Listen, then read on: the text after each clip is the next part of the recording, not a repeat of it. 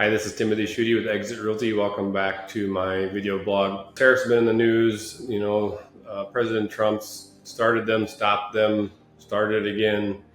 And it really kind of seems like it's posturing for a lot of things and things that we're not really in tune or have items or knowledge of. But what does that do for the real estate market? What does that do for new construction? So far, I would say we really haven't seen too much of an effect, though, steel and lumber that gets imported has been a talk among some of the suppliers. And what you're likely to see is an increase in construction costs.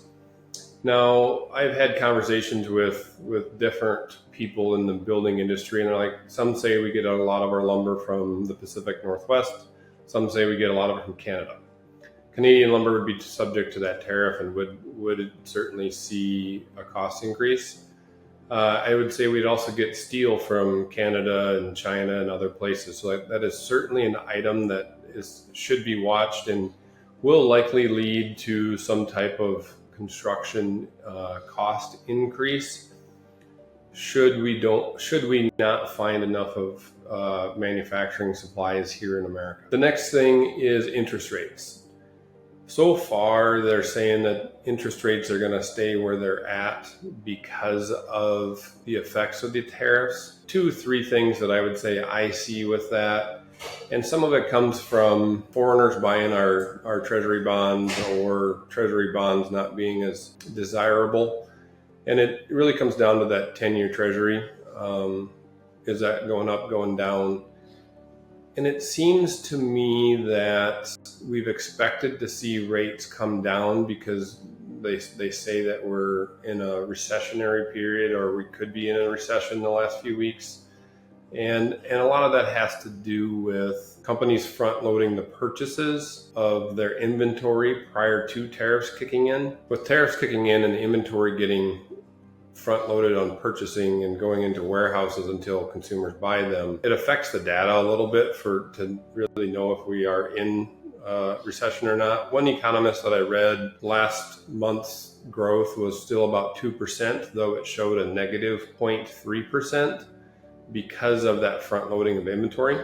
So it's really kind of hard to tell. And I think that's where the Fed and the 5-year rate that we hear a lot with Jerome Powell comes in. We still expect Jerome Powell to drop interest rates a few times this year, and that will have an effect on interest rates. The tariffs have a negative effect. So that tariffs could make the interest rates go up, but a recession would make them go down. So it's really kind of hard to tell where they will go, though if I were to guess, I would say the recession would probably push them lower, more so than the tariffs pushing interest rates up. The third thing is buyers' purchasing power. So construction costs going up would increase or decrease the amount that a buyer can afford, can purchase.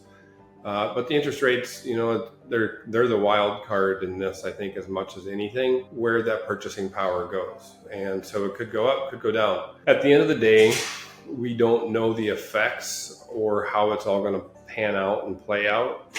I think the one thing we could all agree on is that Trump's pretty unpredictable. And I have heard quite a few countries have come to the table to negotiate trade deals. And if that goes well, all of this could be a moot point. But for the time being, it's really, we're trying to wade through the effects of all these items.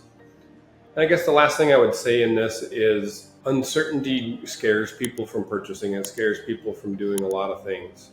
And quite frankly, uncertainty is probably one of the best times to buy something. From the standpoint of supply and demand, if demand's lower, go buy so that you can get the best deal you can. If you have any questions or would like to talk through that, feel free to reach out. This is Timothy Schutte with Exit Realty and Associates.